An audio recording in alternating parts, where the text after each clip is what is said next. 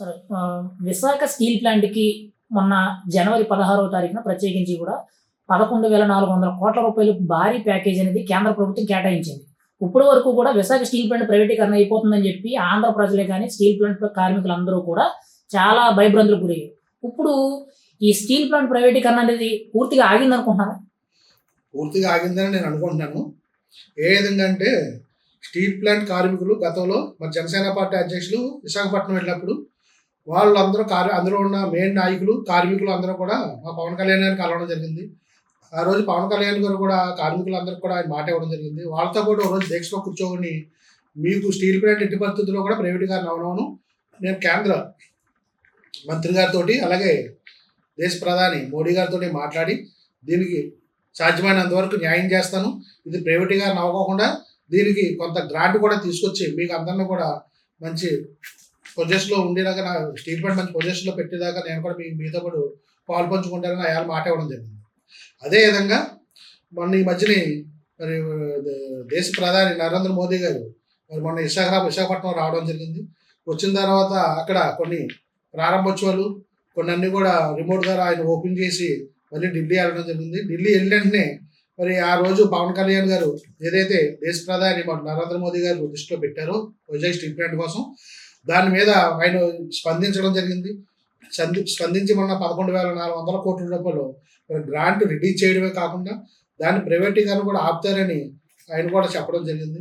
దీనికి ముఖ్య కారణం పవన్ కళ్యాణ్ గారు, అలాగే నర్సాపురం పార్లమెంట్ సభ్యులు శ్రీ బోప్తల శ్రీనివాసస్వామి గారు, అలాగే కుమారస్వామి గౌడ్ గారు కూడా ప్రధానమంత్రి గారి దృష్టికి తీసుకెళ్లడం, ఇవన్నీ కూడా బాగా కలిసి వచ్చిన అంశం. ముఖ్యంగా చెప్పాలంటే దీనికి పవన్ కళ్యాణ్ గారు ఇవాళ స్టీల్ ప్లాంట్ ఇష్యూలో ఆయన చేసిన కృషి ఇంత అంత కాదు. ఆయన ఏదైతే స్టీల్ ప్లాంట్ కార్మికులు మాట ఇచ్చారో అదే విధంగా మాట నిలబెట్టుకుని ఇవాళ ప్రధానమంత్రి మోడీ గారు కానివ్వండి, అలాగే అమిత్ షా గారు కానివ్వండి, ఈరోజు ఈ యొక్క స్టీల్ ప్లాంట్ ఇష్యూలో 11,400 కోట్లు రావడానికి ముఖ్య కారకులు పవన్ కళ్యాణ్ గారు. సరే, ఈరోజు మీరు చెప్పిన దాన్ని బట్టి చూస్తే ఖచ్చితంగా కూటమి ప్రభుత్వం వల్లే ఈ స్టీల్ ప్లాంట్ ప్రైవేటీకరణ ఆగింది, భారీ నిధులు వచ్చాయని చెప్తున్నారు. అవునండి, ఇది వాస్తవం. ఎందుకంటే ముఖ్యమంత్రి చంద్రబాబు నాయుడు గారు అలాగే ఉప ముఖ్యమంత్రి పవన్ కళ్యాణ్ గారు ఇద్దరు కూడా దీని మీద కృషి చేయడం జరిగింది.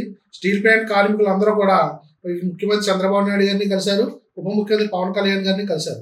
కలిసిన దాని మీద ఈ కూటమి ప్రభుత్వం వచ్చిన తర్వాత ఈ రాష్ట్రంలో జరుగుతున్న అభివృద్ధిని కూడా ప్రజలందరూ కూడా మెచ్చుకుంటున్నారు.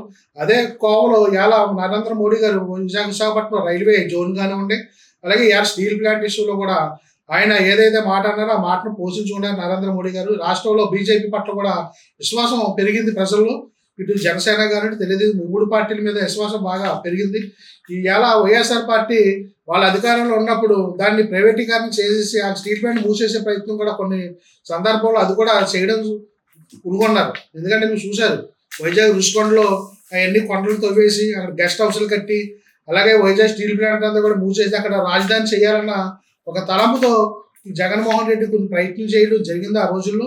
దానికి అక్కడ ఉన్న వైజాగ్లో ఉన్న కార్మికులందరూ కూడా చాలా బాధపడడం జరిగింది. ఎందుకంటే వైజాగ్ ఉక్కు పరిశ్రమ కోసం ఆ రోజు దగ్గర 30 నుంచి 40 మంది ప్రాణాలు అర్పించడం జరిగింది. ఇలా ప్రాణాలు కూడా అర్పించి ఎలా ఉక్కు ఫ్యాక్టరీ సాధించుకున్నారో అలాంటి ఫ్యాక్టరీని ఇలా వైఎస్ఆర్ ప్రభుత్వం పూర్తిగా విస్మరించడం జరిగింది.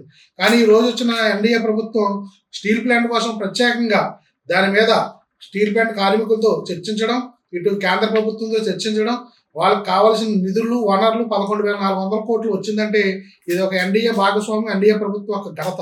ఇది ముఖ్యమంత్రి చంద్రబాబు నాయుడు గారిని, ఉప ముఖ్యమంత్రి పవన్ కళ్యాణ్ గారిని, అలాగే కేంద్ర ఉక్కు శాఖ మంత్రి కుమారస్వామి గౌడ్ గారు, మన నర్సాపురం పార్లమెంట్ సభ్యులకు సహాయ మంత్రి శ్రీనివాసస్వామి గారిని కూడా ప్రత్యేకంగా నేను అభినందిస్తూ వారికి హృదయపూర్వక నమస్కారాలు, కృతజ్ఞతలు నేను తెలియజేసుకుంటున్నాను.